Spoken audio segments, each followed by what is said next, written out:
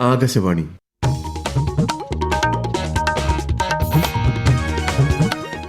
നമസ്കാരം. പ്രാദേശിക വാർത്തകൾ വായിക്കുന്നത് നരേന്ദ്രമോഹൻ.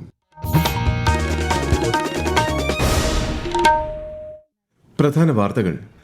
നാവികസേനാ ദിനാഘോഷങ്ങൾക്കുള്ള ഒരുക്കങ്ങൾ തിരുവനന്തപുരത്ത് പുരോഗമിക്കുന്നു. ഡിസംബർ 3 നടക്കുന്ന ചടങ്ങിൽ രാഷ്ട്രപതി ദ്രൗപദി മുർമു മുഖ്യാതിഥിയായി പങ്കെടുക്കും. സംസ്ഥാനത്ത് തദ്ദേശ തെരഞ്ഞെടുപ്പിനുള്ള പ്രചാരണം ഊർജിതം. തിരഞ്ഞെടുപ്പുകളിൽ യുവജന പങ്കാളിത്തം വർദ്ധിപ്പിക്കുന്നതിന് ഇടുക്കിയിൽ യൂത്ത് വോട്ടിംഗ് ഫെസ്റ്റിവൽ. ശബരിമലയിൽ 12 വിളക്ക് ദിവസമായ ഇന്ന് വൻ ഭക്തജന തിരക്ക്. കർപ്പൂര ദീപശോഭയിൽ അയ്യപ്പ ദർശനം കാത്ത് ഭക്തർ. ഏഴിമല നാവിക അക്കാദമിയിൽ പരിശീലനം പൂർത്തിയാക്കിയ കേഡറ്റുകളുടെ പാസിംഗ് ഔട്ട് പരേഡ് നാളെ. 56ാമത് ഗോവ രാജ്യാന്തര ചലച്ചിത്രമേളയ്ക്ക് ഇന്ന് തിരശ്ശീല വീഴും. അഭിനയ രംഗത്ത് 50 വർഷം പിന്നിടുന്ന നടൻ രജനീകാന്തിനെ ആദരിക്കും. സംസ്ഥാനത്ത് ചിലയിടങ്ങളിൽ മഴയ്ക്ക് സാധ്യത. 4 ജില്ലകളിൽ മഞ്ഞ ജാഗ്രത. തിരുവനന്തപുരം, കൊല്ലം, കോഴിക്കോട് ജില്ലകളിൽ കള്ളക്കടൽ പ്രതിഭാസ മുന്നറിയിപ്പ്. വാർത്തകൾ വിശദമായി. തിരുവനന്തപുരത്ത് അടുത്ത മാസം 3 നടക്കുന്ന നാവികസേനാ ദിനാഘോഷങ്ങളിൽ രാഷ്ട്രപതി ദ്രൗപദി മുർമു മുഖ്യാതിഥിയായി പങ്കെടുക്കും. ശംഖുമുഖം കടൽ തീരത്ത് നടക്കുന്ന ആഘോഷ പരിപാടിയിൽ നാവികസേനാ മേധാവി അഡ്മിറൽ ദിനേശ് കെ ത്രിപാഠി സംബന്ധിക്കും. നാവികസേനയുടെ പോരാട്ട വീര്യം പ്രദർശിപ്പിക്കുന്ന അഭ്യാസ പ്രകടനങ്ങളും അരങ്ങേറും. നാളെയും ഡിസംബർ 1 ശംഖുമുഖം ബീച്ചിൽ പരിപാടിയുടെ ഫുൾ ഡ്രസ് റിഹേഴ്സൽ നടക്കും. ആഘോഷങ്ങളിൽ പങ്കെടുത്ത ശേഷം രാജ്ഭവനിൽ തങ്ങുന്ന രാഷ്ട്രപതി ഡിസംബർ 4 രാവിലെ ഡൽഹിക്ക് മടങ്ങും. സംസ്ഥാനത്ത് തദ്ദേശ തെരഞ്ഞെടുപ്പിനുള്ള പ്രചാരണം ഊർജിതമായി തുടരുന്നു. സ്ഥാനാർത്ഥികൾ വോട്ടർമാരെ നേരിൽ കണ്ടുള്ള പ്രചാരണത്തിലാണ്. വിവിധ രാഷ്ട്രീയ പാർട്ടികളിൽ നിന്നുള്ള മുതിർന്ന നേതാക്കളും പ്രചാരണ രംഗത്ത് സജീവമാണ്. വോട്ടെടുപ്പിനായി 33,711 പോളിംഗ് സ്റ്റേഷനുകളാണ് സംസ്ഥാനത്ത് സജ്ജമാക്കുന്നത്. ഡിസംബർ 9, 11 തീയതികളിലാണ് വോട്ടെടുപ്പ്. വോട്ടെണ്ണൽ 13 നടക്കും. ആലപ്പുഴ ജില്ലയിൽ 5319 സ്ഥാനാർത്ഥികളാണ് ഇത്തവണ തദ്ദേശ തിരഞ്ഞെടുപ്പിൽ മത്സരിക്കുന്നത്. ശക്തമായ ത്രികോണ മത്സരത്തിനപ്പുറം പലയിടങ്ങളിലും സ്വതന്ത്ര സ്ഥാനാർത്ഥികളും ശക്തമായി രംഗത്തുണ്ട്. പഞ്ചായത്ത് തല, വാർഡ് തല കൺവെൻഷനുകൾ പൂർത്തിയാക്കി മുന്നണികൾ ഇപ്പോൾ കുടുംബയോഗങ്ങളിലാണ് ശ്രദ്ധ കേന്ദ്രീകരിച്ചിരിക്കുന്നത്. തദ്ദേശ തിരഞ്ഞെടുപ്പിനോടനുബന്ധിച്ച് മാധ്യമപ്രവർത്തകർക്കുള്ള മാർഗനിർദ്ദേശങ്ങൾ സംസ്ഥാന തിരഞ്ഞെടുപ്പ് കമ്മീഷൻ പുറത്തിറക്കി. ഒരു റിപ്പോർട്ട്. തദ്ദേശ തിരഞ്ഞെടുപ്പുമായി ബന്ധപ്പെട്ട വാർത്താമാധ്യമങ്ങളുടെ പ്രവർത്തനം മാതൃകാപരമായി നിർവഹിക്കുന്നതിന് ഉതകുന്നതാണ് സംസ്ഥാന തിരഞ്ഞെടുപ്പ് കമ്മീഷൻ പുറത്തിറക്കിയ മാർഗനിർദ്ദേശങ്ങൾ. എക്സിറ്റ് പോൾ പ്രവചനങ്ങൾ, അഭിപ്രായം തേടൽ, അഭിമുഖങ്ങൾ, രാഷ്ട്രീയ ചർച്ചകൾ തുടങ്ങിയവ ഒഴിവാക്കുക, സമ്മതിദായകൻ വോട്ടവകാശം നിർവഹിക്കുന്നതിന്റെ ഫോട്ടോ, വീഡിയോ എന്നിവ പകർത്താതിരിക്കുക എന്നീ നിർദ്ദേശങ്ങൾ ഇതിൽ ഉൾപ്പെടുന്നു. ഇതോടൊപ്പം കേബിൾ നെറ്റ്വർക്ക് റെഗുലേഷൻ ആക്ടിലെ വ്യവസ്ഥകളും കർശനമായി പാലിക്കാൻ മാധ്യമപ്രവർത്തകരും ബന്ധപ്പെട്ട സ്ഥാപനങ്ങളും അത് ഉറപ്പാക്കാൻ ചുമതലപ്പെട്ട ഉദ്യോഗസ്ഥരും ജാഗ്രത പാലിക്കണമെന്ന് നിർദ്ദേശം നൽകിയിട്ടുണ്ട്. News desk, Akashvani. തിരഞ്ഞെടുപ്പുകളിൽ യുവജനങ്ങളുടെ പങ്കാളിത്തം വർദ്ധിപ്പിക്കുക എന്ന ലക്ഷ്യവുമായി ഇടുക്കിയിൽ യൂത്ത് വോട്ടിംഗ് ഫെസ്റ്റിവൽ സംഘടിപ്പിച്ചു. തദ്ദേശ തിരഞ്ഞെടുപ്പ് ബോധവൽക്കരണത്തിനായി ലീപ്പിന്റെ നേതൃത്വത്തിൽ മൂലമറ്റം സെന്റ് ജോസഫ്സ് കോളേജിലാണ് പരിപാടി. ക്വിസ് മത്സരങ്ങൾ, നാടൻ കളികൾ, ഷോർട്ട് ഫിലിം പ്രദർശനം, കലാപരിപാടികൾ തുടങ്ങിയവ സംഘടിപ്പിച്ചിട്ടുണ്ട്. തീവ്ര വോട്ടർ പട്ടിക പരിഷ്കരണത്തിന്റെ ഭാഗമായി ഡിജിറ്റൈസ് ചെയ്ത ഫോമുകളുടെ എണ്ണം 1,61,00,000 കവിഞ്ഞതായി മുഖ്യ തെരഞ്ഞെടുപ്പ് ഓഫീസർ രത്തൻ യു കേൽക്കർ. മൊത്തം വിതരണം ചെയ്ത ഫോമുകളുടെ 57.95% ഇത്. ഫോമുകൾ സ്വീകരിക്കുന്നതിനും അപ്ലോഡ് ചെയ്യുന്നതിനും കൂടുതൽ ക്യാമ്പുകൾ സജ്ജമാക്കിയിട്ടുണ്ടെന്നും അദ്ദേഹം അറിയിച്ചു. യുവതിയുടെ ലൈംഗിക പീഡന പരാതിയിൽ രാഹുൽ മാങ്കൂട്ടത്തിൽ MLAക്കെതിരെ പോലീസ് കേസെടുത്തു. വിവാഹ വാഗ്ദാനം നൽകി പീഡനം, നിർബന്ധിച്ച് ഗർഭഛിദ്രം നടത്തി തുടങ്ങിയ കുറ്റങ്ങൾക്കാണ് കേസ് എടുത്തിട്ടുള്ളത്. നെടുമങ്ങാട് വലിയമല സ്റ്റേഷനിൽ ആദ്യം രജിസ്റ്റർ ചെയ്ത കേസ് പിന്നീട് നേമം പോലീസിന് കൈമാറി. ജാമ്യമില്ലാ വകുപ്പുകൾ ചുമത്തിയാണ് FIR രജിസ്റ്റർ ചെയ്തത്. ഏഴിമല നാവിക അക്കാദമിയിൽ പരിശീലനം പൂർത്തിയാക്കിയ കേഡറ്റുകളുടെ പാസിംഗ് ഔട്ട് പരേഡ് നാളെ നടക്കും. സംയുക്ത സൈനിക മേധാവി അനിൽ ചൌഹാൻ മുഖ്യാതിഥിയാകും. ബംഗ്ലാദേശ്, മാൽദീവ്സ്, മൊസാംബിക്, മ്യാൻമാർ, ശ്രീലങ്ക തുടങ്ങിയ രാജ്യങ്ങളിൽ നിന്നുള്ള കേഡറ്റുകളും പരിശീലനം പൂർത്തിയാക്കിയവരിൽ ഉൾപ്പെടുന്നു. ISRO chairman doctor B. Narayanan ഇന്ന് നടന്ന ബിരുദദാന ചടങ്ങ് ഉദ്ഘാടനം ചെയ്തു. ശബരിമലയിൽ 12 വിളക്ക് ദിവസമായ ഇന്ന് വൻ ഭക്തജന തിരക്ക്. വിശദാംശങ്ങളുമായി ആകാശവാണി പത്തനംതിട്ട ജില്ലാ പ്രതിനിധി ശ്രീജി S. ശ്രീധർ. സന്നിധാനത്ത് ഇന്ന് നട തുറന്നതു മുതൽ രാവിലെ 11 വരെയുള്ള കണക്കുപ്രകാരം 44,412 പേർ ദർശനം നടത്തി. 3,907 പേർ സ്പോട്ട് ബുക്കിംഗിലൂടെ ദർശനം നടത്തി. 12 വിളക്ക് പ്രമാണിച്ച് ഇന്ന് വൈകിട്ട് സന്നിധാനവും മാളികപ്പുറവും ദീപാലങ്കൃതമാകും. കർപ്പൂരദീപത്തിന്റെ ശോഭയിൽ അയ്യപ്പ ദർശനം ജന്മസുഹൃതമായാണ് ഭക്തർ കരുതുന്നത്. 12 വിളക്കിന് ശേഷം ശബരിമലയിൽ തിരക്ക് വർദ്ധിക്കുന്നതും പതിവാണ്.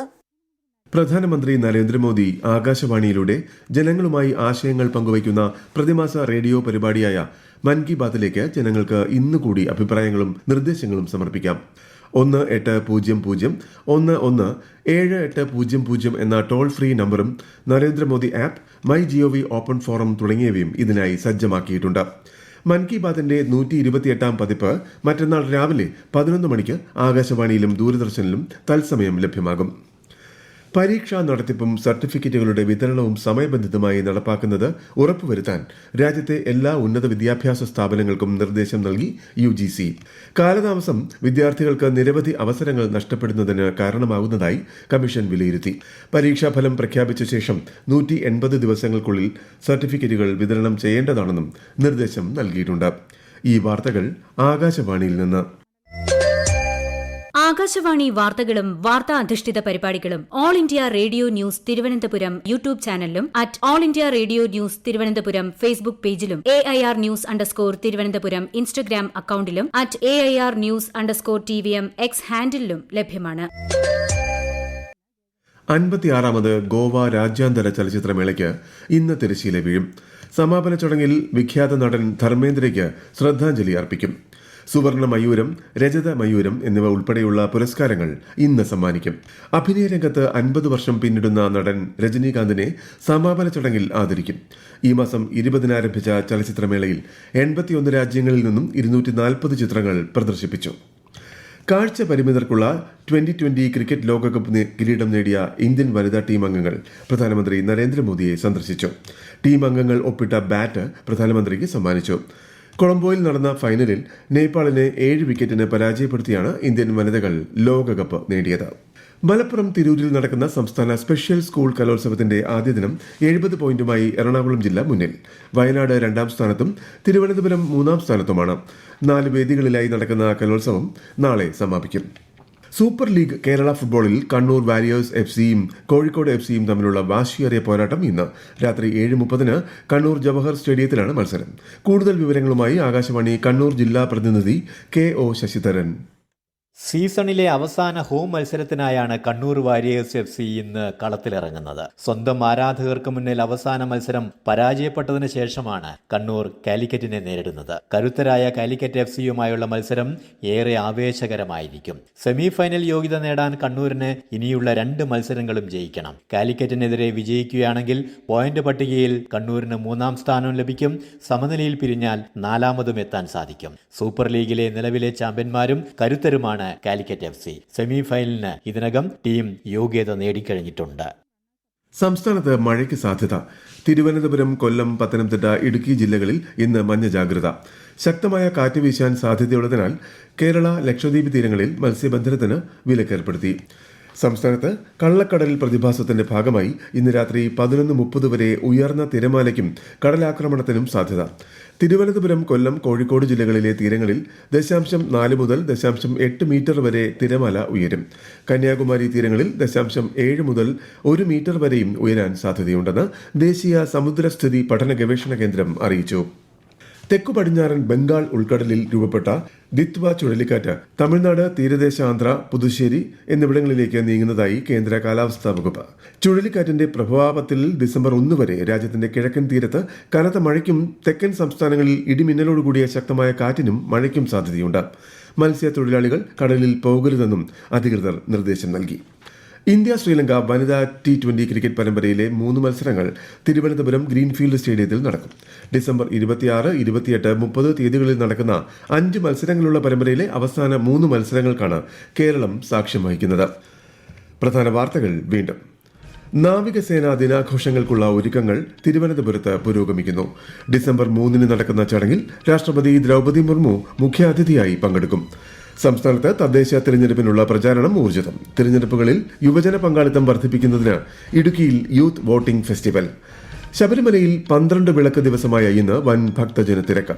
കർപ്പൂര ദീപശോഭയിൽ അയ്യപ്പ ദർശനം കാത്ത് ഭക്തർ. ഏഴിമല നാവിക അക്കാദമിയിൽ പരിശീലനം പൂർത്തിയാക്കിയ കേഡറ്റുകളുടെ പാസിംഗ് ഔട്ട് പരേഡ് നാളെ. 56ാമത് ഗോവ രാജ്യാന്തര ചലച്ചിത്രമേളയ്ക്ക് ഇന്ന് തിരശ്ശീല വീഴും. അഭിനയ രംഗത്ത് 50 വർഷം പിന്നിടുന്ന നടൻ രജനീകാന്തിനെ ആദരിക്കും. സംസ്ഥാനത്ത് ചിലയിടങ്ങളിൽ മഴയ്ക്ക് സാധ്യത 4 ജില്ലകളിൽ മഞ്ഞ ജാഗ്രത. തിരുവനന്തപുരം, കൊല്ലം, കോഴിക്കോട് ജില്ലകളിൽ കള്ളക്കടൽ പ്രതിഭാസ മുന്നറിയിപ്പ്. പ്രാദേശിക വാർത്തകൾ കഴിഞ്ഞു. അടുത്ത വാർത്താ പ്രക്ഷേപണം 12:50.